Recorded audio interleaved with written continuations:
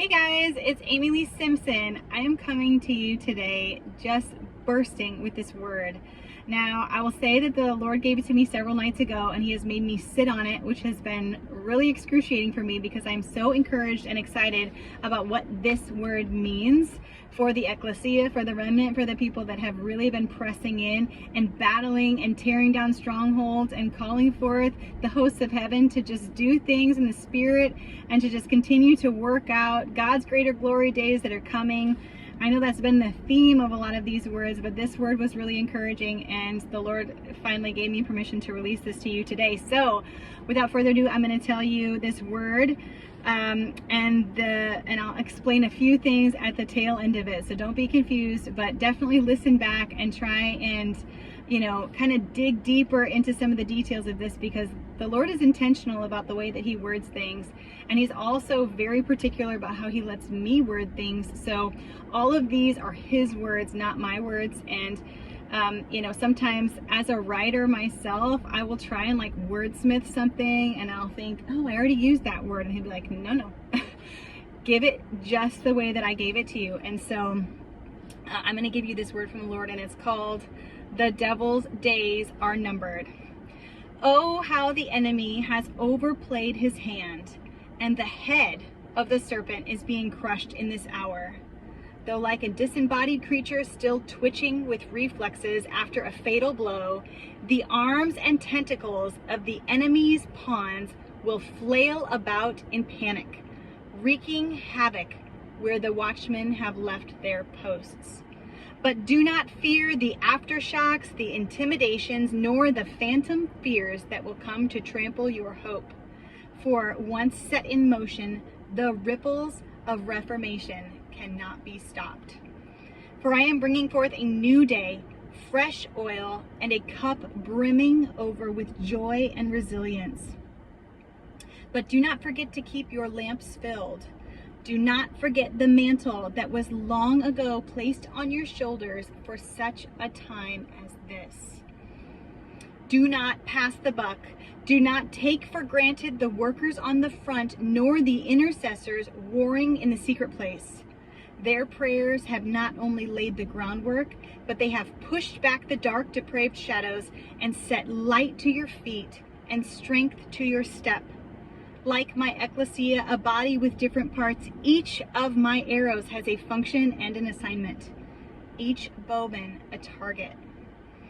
Each as vital to the coming revival as the grace you will need to navigate the minefield of slander, lies, discouragement, and doubts. Heed the word of the Lord this day. Take your rightful place and surrender the gold I created in you to be molded like clay in the potter's hands. You are not my contingency plan. You are my elite special forces, my first call.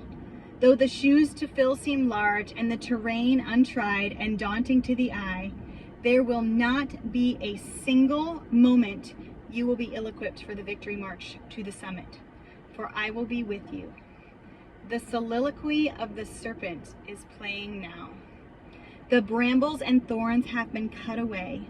No stone will dash your foot, for your bold pursuit of freedom and your willingness to brave the wilderness has unlocked acres upon acres of inheritance for the generations to come.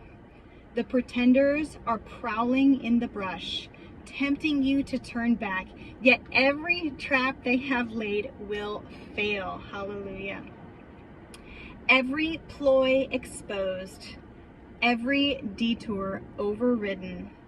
This is your paper road, a legally established blueprint, ready to be paved and trailblazed. Begin the climb. So after I got that word, I was so excited. I wanted to unpack every single word that He gave me. And the first one that really caught a snag in my mind was the soliloquy of the serpent. And I kind of thought that a soliloquy was almost like a swan song, like the death march or the dirge of the serpent's plans. And the soliloquy is actually a self-talk. It's like a monologue. It's almost like the thing that is needed to try and encourage someone in a losing battle. a losing fight. And so the soliloquy of the serpent is almost that overplaying of his hand where we are tipped off to the enemy's plans, and where we can battle back and tear all of his groundwork out underneath his feet, because we know what his plan is. We are tipped off, and we can hear him self-talking, and we know that he is on his last leg. The very last one that caught my mind was, "This is your paper road."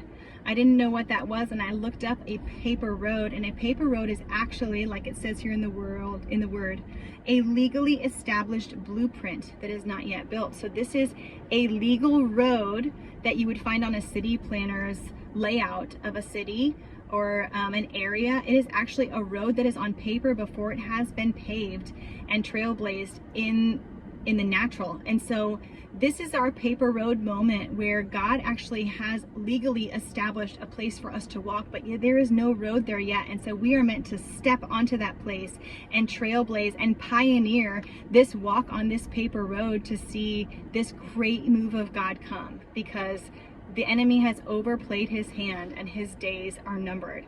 So be encouraged, keep pressing in, keep battling in the secret place, keep interceding for this change and this reformation that is coming, because this is that revival that we're ready to usher in, and these greater days are coming. So I love you. He loves you. Have the best day. See you next time.